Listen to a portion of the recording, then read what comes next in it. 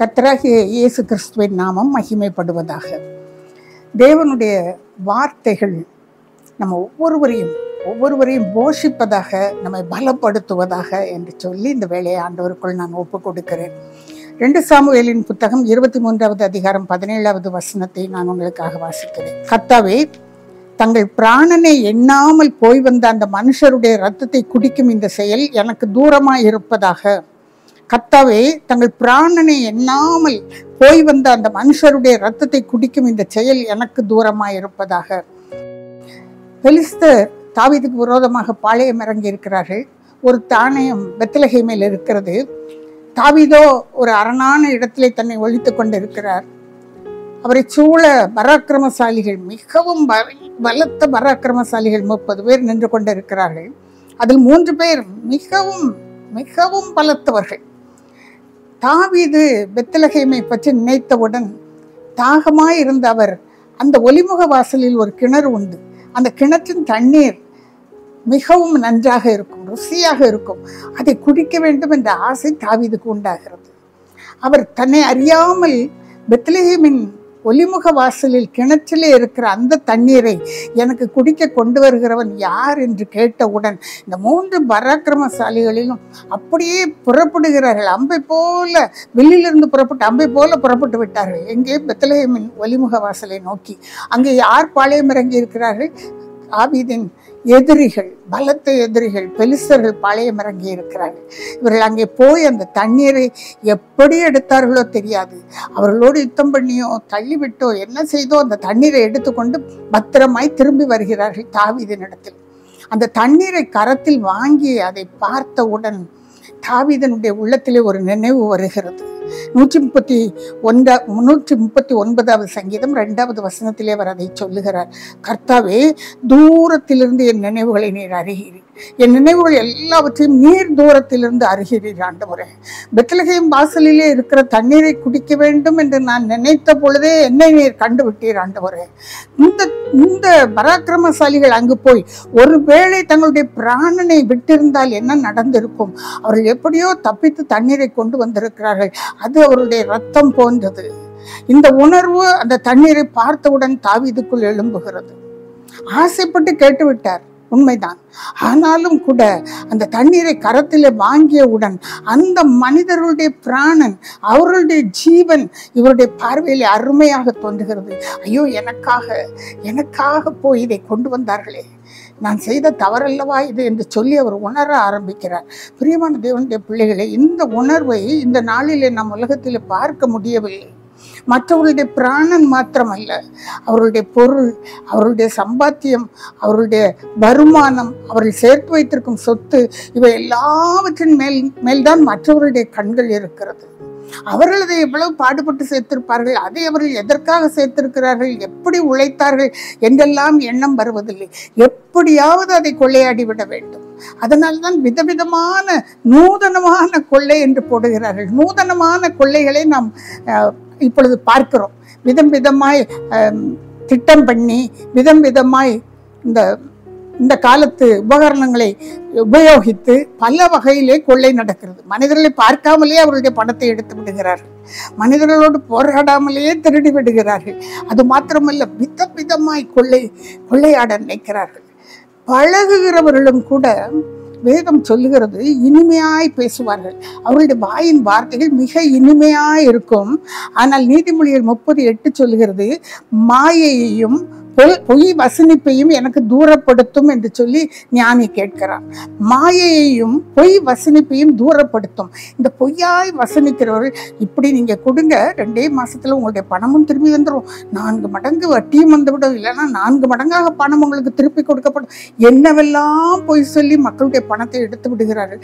நாங்கள் இவ்வளவு வைத்திருக்கிறோம், நீங்கள் இவ்வளவு தந்தால் அது இவ்வளவாய் பெருகிவிடும் என்றெல்லாம் எவ்வளவு அந்த பேச்சு அவர்கள் பேசும் பொழுது கேட்டால் அவ்வளவு இனிமையாக இருக்கும். அவ்வளவு மாயையான பேச்சு, அவ்வளவு பொய் வசனிப்புகள்.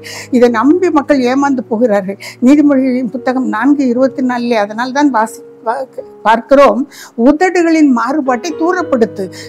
நாமும் அதில் கவனமாக இருக்க வேண்டும். மாறுபாடான வார்த்தைகளை சொல்வது, ஒன்று சொல்வார்கள், அப்புறம் வேற ஒன்றை சொல்வார்கள். எதையாவது சொல்லி மாற்றி எடுத்து எப்படியாவது மற்றவர்களுடைய சொத்தை எடுத்து விட முடியாதா? மற்றவர்களுடைய வருமானத்தை பெற்றுவிட முடியாதா? அவர்கள் வைத்திருக்கிற பணத்தை எடுத்துக்கொள்ள முடியாதா? இதுதான் பலருடைய, இது ஒரு விதமான போராடுகிற அந்தகார சக்தி. பிரியமானவர்களே, அந்தகார ஆவியானது இந்த மனிதர்களுக்குள்ள ஏறி அவர்களை தூண்டிவிட்டு இனிமையாய் பேச வைத்து, வஞ்சக ஆவி எப்படி ஏவாளிடம் அழகாய் பேசினதோ அந்த ஆவி இன்றைக்கும் மனிதர்கள் மூலமாய் கிரியை செய்து கொண்டே இருக்கிறது. கர்த்தர் இதை சாப்பிட வேண்டாம் என்று சொன்னாரோ என்று சொல்லி கேட்ட அந்த இனிமையை போல இன்றைக்கும் இனிமையாய் பேசி மற்றவர்களுடைய காரியங்களை கவர்ந்து கொள்வதிலே அவர்கள் மிகவும் வேகமாய் இருக்கிறார்கள். ஆனால் அவர்களுக்கு தெரியவில்லை. ஏசாயா தீர்க்கதரிசியின் புத்தகம் 33வது அதிகாரம் 1வது வசனம் சொல்லுகிறது, உன்னை கொள்ளையிடாதிருந்தும் நீ கொள்ளையாடுகிறாய், நீ உன்னை துன்மார்க்கம் பண்ணாதிருந்தும் நீ துன்மார்க்கம் பண்ணுகிறாய். அதை எப்பொழுது செய்து முடிக்கிறாயோ அப்பொழுது நீ கொள்ளையிடப்படுவாய், நீ துன்மார்க்கத்தினால் துன்பப்படுத்தப்படுவாய் என்று தேவன் சொல்லுகிறார். எப்படி மற்றவர்களை கொள்ளையாடுகிறார்களோ அந்த கொள்ளையாடி தீர்ந்த பின்பு அவர்கள் கொள்ளையாடப்படுவார்கள். இது அவர்களுக்கு புரிவதில்லை. தெரியாமல் அவர்கள் கொள்ளையாடுகிறார்கள், தெரியாமல் துன்மார்க்கத்தை செய்கிறார்கள். அதன் நிமித்தமாய் அவர்கள் போய் துன்மார்க்கத்தில் மாட்டிக்கொள்ளுகிறார்கள். எத்தனை பேர் சிறைக்கு போய் கொண்டிருக்கிறார்கள். பார்த்து நல்ல வாழ்க்கை வாழ்ந்து இருக்கிறவர்கள் எத்தனையோ கோடிகளை திருடிவிட்டு சிறைக்கு போவதை நாம் பார்த்து கொண்டுதான் இருக்கிறோம். பிரியமான பிள்ளையே, இது நமக்கு தூரமாய் இருப்பதாக. தாவீது சொல்லுகிறார், இந்த தண்ணீரை குடிப்பது எனக்கு தூரமாய் இருப்பதாக. இது அவர்கள் பிராணனை குடிப்பது போன்றது. இந்த காரியங்கள் நமக்கு தூரமாய் இருப்பதாக. இதில் போய் சிக்கிக் கொள்வது நமக்கு தூரமாய் இருப்பதாக. பணத்திற்காக ஆசைப்பட்டு அல்லது சில நன்மைகளுக்காக ஆசைப்பட்டு சில குடும்பங்களிலே போய் சிக்கிக் கொள்ளாதபடி எச்சரிக்கையாய் இருப்போமாக. தேவனுடைய பிள்ளைகள் ஆண்டவருக்குள் நிலை பெற்று எல்லாவற்றையும் தேவனிடத்தில் கேட்டு கர்த்தாவே கர்த்தாவே என்று சொல்லி இந்த நாட்களிலே ஓடுவது மிகவும் அவசியமாய் இருக்கிறது. இப்படி அதிகமாய் நாமும் பேசினால் நாமும் துக்கத்திலே மாட்டிக்கொள்வோம். இந்த ஆகாரை பாருங்கள், ஆபிரகாமுக்காக சாரை தன்னுடைய வேலைக்காரியே கொடுக்கிறாள். அவள் ஒரு குழந்தையும் பெற்று விடுகிறாள். இந்த ஆகார் தான் குழந்தை பெற்றுவிட்டோம் என்ற அகங்காரத்தில் மேட்டிமையானவனை தேவன் அறிகிறார். அந்த மேட்டிமையோடு கூட அவள் சாராளையே துன்பப்படுத்த ஆரம்பிக்கிறாள். பிரியமான தேவனுடைய பிள்ளை, இவர் வேலைக்கார ஸ்தானத்திலிருந்து உயர்த்தப்படுகிறாள். அந்த இடத்திலே சந்தோஷமாய் சமாதானமாய் இருப்பதை விட்டுவிட்டு அகங்காரமாய் தன்னுடைய எஜமானியை துன்புறுத்த நேர்ந்ததால் அவள் வீட்டை விட்டு வெளியேற்றப்படுகிறாள். இப்பொழுது வனாந்திரத்தில் நின்று கொண்டு தூரத்திலே குழந்தையை போட்டுவிட்டு அது சாவதை நான் பார்க்க மாட்டேன் என்று தூரத்திலே போய் நின்று அழுது கொண்டிருக்கிறாள். அவளுக்கு அந்த தாழ்மை தூரமாய் இருந்தபடினாலே இப்பொழுது தூரத்திலே போய் அழ வேண்டி இருக்கிறது. அந்த பொறுமை அமைதி அவளுக்குள் தூரமாய் இருந்தபடினாலே இப்பொழுது தூரத்திலே போய் நின்று அவள் கதறி அழுகிறாள். பிரியமான தேவனுடைய பிள்ளையே, கர்த்தரை விட்டு விலகுவது எங்களுக்கு தூரமாய் இருப்பதாக என்று சொல்லி யோசுவாவிடம் இஸ்ரவேல் ஜனங்கள் சொல்கிறார்கள். நானும் என் வீட்டாருமோ என்றால் கர்த்தரை செவிப்போம், நீங்கள் என்ன செய்ய போகிறீர்கள் என்று யோசுவா கேட்கும் பொழுது யோசுவா 21:4 அப்படின்னா 16 நாம் வாசிக்கிறோம். கர்த்தரை விட்டு விலகுவது எங்களுக்கு தூரமாய் இருப்பதாக, தூரமாய் இருப்பதாக, மற்றவர்களை துன்பப்படுத்துவது நமக்கு தூரமாய் இருப்பதாக. எப்பொழுது ஆண்டவரை விட்டு விலகுகிறோமோ அப்பொழுது நாம் எல்லா தேவையற்ற காரியங்களையும் செய்வோம். பிரியமானவர்களே, கர்த்தரை விட்டு தூரம் போகிறவர்கள் நாசமடைவார்கள் என்று எழுதப்பட்டிருக்கிறது. தேவனும் மத்தேயு எழுதின சுவிசேஷம் 15வது அதிகாரம் 8வது வசனத்திலே சொல்லுகிறார், அவர்கள் உதடுகளால் என்னை கனம் பண்ணுகிறார்கள், அவர்களுடைய இருதயமோ எனக்கு தூரமாய் இருக்கிறது, என்னை விட்டு தூரமாய் இருக்கிறது என்று சொல்லி நமக்கு தவறு செய்வதுதான் தூரமாய் இருக்க வேண்டுமே தவிர நம்முடைய உள்ளம் தேவனோடு இசைந்திருக்க வேண்டும். எப்பொழுது அதில் தூரம் வருகிறதோ நாம் பாவத்தில் விழுவதற்கு எல்லா காரணங்களும் உண்டாகிறது. பிரியமானவர்களே, சத்ருவானவன் காத்துக்கொண்டே இருப்பான், எப்பொழுது விலகுவார்கள் என்று சொல்லி தேவனை விட்டு விலகாதபடிக்கு எச்சரிக்கையாக இருப்போம். பிரியமானவர்களே, ஆண்டவருடைய ஆலயத்திற்கு போவதுண்டு, வேதம் வாசிப்பதுண்டு, ஜபிக்கிறோம், பாடுகிறோம் என்று சொல்லி நான் பலமாய் இருக்கிறேன், நான் நின்று கொண்டிருக்கிறேன் என்று சொல்லுகிற எவனும் விழாதிருப்பான் என்று பவுலடிகள் அதனால் தான் எழுதுகிறார். நான் எல்லா காரியங்களையும் நிறைவேற்றுகிறேன் என்று சொல்லிவிட்டு நின்று கொண்டிருக்கிறோம், பலமாய் நின்று கொண்டிருக்கிறோம் என்று சொல்லி விழுந்து போகாதபடிக்கு எச்சரிக்கையாக இருப்போமாக. கர்த்தருடைய கரத்திலே இந்த வேளையில யோசித்து பாருங்கள். பேதுரு கர்த்தரோடே இருந்தவன் தான். அப்படித்தான் நம்ம நினைக்கிறோம். ஆலயத்துக்கு போகிறோம், வேதம் வாசிக்கிறோம், ஆண்டவரோட தான் இருக்கிறேன், ஆண்டவரோட தான் பேசுகிறேன், ஆண்டவரோடு வாழ்ந்து கொண்டு இருக்கிறேன். பேதுருவும் ஆண்டவரோடு இருந்தார், ஆண்டவரோடு நடந்தார், ஆண்டவரோடு பேசினார். அப்படி இருந்த பேதுரு தான் மத்தேயு எழுதின சுவிசேஷம் 26வது அதிகாரம் 58வது வசனத்திலே சொல்லப்பட்டிருக்கிறது. பேதுரு தூரத்திலே அவருக்கு பின் சென்று பிரதான ஆசாரியனுடைய அரண்மனை வாசல் வரை வரும் வரை வந்து உள்ளே பிரவேசித்து அங்க தூரத்திலே சேவகரோடு போய் உட்கார்ந்தான். தேவனோடு போய் உட்கார அவனால் முடியாது. ரோமராஜ்யம் கடினமானதுதான், கஷ்டமானதுதான், தலை சிரசேதம் செய்து விடுவார்கள் தான். ஆனால் தேவனுக்கு அருகிலே அவனால் போக முடியவில்லை. முடிவை பார்க்கும்படி அவன் சேவகரோடு போய் உட்கார வேண்டிய சூழ்நிலைக்கு தள்ளப்பட்டான். தூரத்திலே பின் வந்து நாம் ஒரு நாளும் தூரத்திலே பின்வராதபடிக்கு எச்சரிக்கையாக இருப்போம். ஆண்டவரை விட்டு தூரம் போக போக குடும்பத்தாரே ஒருவேளை எதிரிகளாக இருப்பார்கள். என்னத்தை வேதம் வாசிக்கிறாய், இப்படி இருக்கிறாய் என்று கேட்பார்கள்.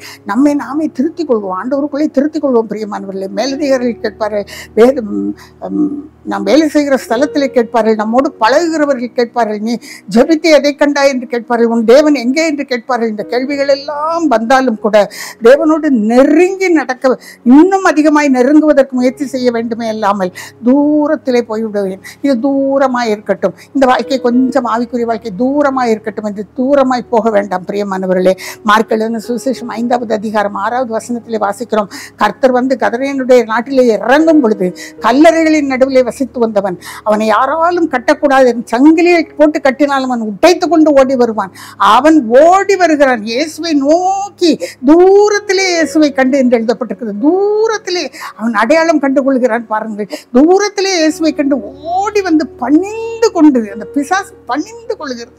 உமக்கும் எனக்கும் என்ன, என்னை துரத்தாதிரும் என்று கேட்பதற்கு பணிந்து கொள்ளுகிறது. தூரத்திலே கண்டு ஓடி வருகிறது. நாமும் இயேசுவை எங்கு பார்த்தாலும் எப்பொழுதும் பணிந்து கொள்ளும்படியாய் ஓடி வருவோம், அவரை நெருங்கி வருவோம். வேதம் சொல்லுகிறது எபேசியர் 2:13, முன்பே தூரமாய் இருந்த நீங்கள் அவருடைய இரத்தத்தினாலே சமீபமானீர்கள் என்று. சிலுவையிலே அவர் சிந்தின ரத்தம் அவருக்கும் நமக்கும் இடையில இருந்த திரைச்சலை கிழித்து நம்மை சமீபமாக்கியது. அதை இழந்து போகாதபடிக்கு அவரோடு நெருக்கமாய் இருக்க கற்றுக்கொள்வோம். அப்படியே தூரமாக்க வேண்டிய காரியங்களை தூரமாக்கி விட்டு அவரோடு நெருங்கி ஓட கற்றுக்கொள்வோம். கர்த்தருடைய சமூகத்திலே நம்ம ஒப்பு கொடுப்போம். ஒரு வினாடி கண்களை மூடி துதிக்கிறோம். ஆண்டவரே, நன்றியோடு நாங்கள் தம்மை ஸ்தோத்திரிக்கிறோம். நன்றியோடு நாங்கள் தம்மை துதிக்கிறோம். ஆண்டவரே, உம்மை நெருங்கி பிடித்துக் கொள்ள கர்த்தர்களுக்கு உதவி செய்வீராக. தூரமாக்க வேண்டிய காரியங்களை தூரமாக்கி விட்டு, தகப்பனை யார் என்ன சொன்னாலும் என் தேவரின் பின்னாலே நெருக்கமாய் செல்ல கர்த்தர் இதை கேட்டுக்கொண்டிருக்கிற ஒவ்வொருவருக்கும் கிருபை பாராட்டுவீராக. ஆண்டவரே, உம்முடைய பிள்ளைகளை இழுத்துக்கொள்வீராக. தகப்பனை உயர்த்தப்பட்டிருக்கும் பொழுது இழுத்துக்கொள்வேன் என்று சொன்ன தேவன், சிலுவையிலே எங்களுக்காக உயர்த்தப்பட்டீரே, ரத்தத்தை சிந்தினீரே. அந்த ரத்தத்தின் மூலமாக இந்த வார்த்தையை கேட்கிற ஒவ்வொருவரையும் அருகிலே இழுத்துக்கொள்வீராக. உம்முடைய கிருபை பெரிதாக இருப்பதாக உம்முடைய சமூகத்தில் எங்களை தாழ்த்தி ஒப்புக் கொடுக்கிறோம். அதன் நிமித்தம் தகப்பனே, குடும்பத்தின் பிரச்சனைகள் மாறட்டும், வேலை ஸ்தலத்திலே பிரச்சனைகள் மாறட்டும், வேதனைகள் மாறட்டும், அவர்களை நெருங்கி நிற்கிற பாவங்கள் மாறட்டும். அப்பா, உம்முடைய கரத்தில் ஒப்புக் கொடுக்கிறேன். இயேசு கிறிஸ்துவின் இன்ப நாமத்தில் ஜெபிக்கிறேன் நல்ல பிதாவே, ஆமென். 1 ராஜாக்களின் புத்தகம் 12வது அதிகாரம் 23வது வசனத்திலே சாமுவேல் ஒரு காரியத்தை சொல்லுகிறார். இஸ்ரவேல் ஜனங்கள் ஒரு ராஜா வேண்டும் என்று கேட்டு தெரிந்து கொண்டார்கள். அந்த காரியத்தை குறித்து சாமுவேல் அவரிடம் பேசி, உங்களுக்கு ஒரு ராஜா உண்டு, பரலோகத்தில் அந்த ராஜா வீற்றிருக்கிறார், அவரை தள்ளிவிட்டு உலக பிரகாரமாய் ராஜாவை தெரிந்து கொண்டீர்களே என்று அந்த பாவத்தை உணர்த்தி காட்டின பொழுது, எங்களுக்காக ஜெபியுங்கள் என்று கேட்கிறார்கள். பிரியமான தேவனுடைய பிள்ளையே, இன்றைக்கும் நாம் பல ராஜாக்களை வைத்திருக்கிறோம். நம்மை சுற்றி உலகத்திலே பல ராஜாக்கள். நமக்கு வேண்டிய காரியங்கள் எல்லாம் நமக்கு ராஜாக்கள் போல தான் நம்மை அதிகாரம் பண்ணி கொண்டிருக்கிறது. காரியங்கள், நாம் செய்கிற வேலைகள் நம்மை அதிகாரம் பண்ணி கொண்டிருக்கிறது. இப்படிப்பட்ட ராஜாக்களின் மத்தியில் வாழ்கிற நாம் ஒரு வினாடி நம்மை உணர்ந்து, ஆண்டவரே நீரே பரமராஜா, உம்மை நாங்கள் நம்புகிறோம், விசுவாசிக்கிறோம் என்று அறிக்கை செய்யும் பொழுது சாமுவேல் சொல்லுகிறார்,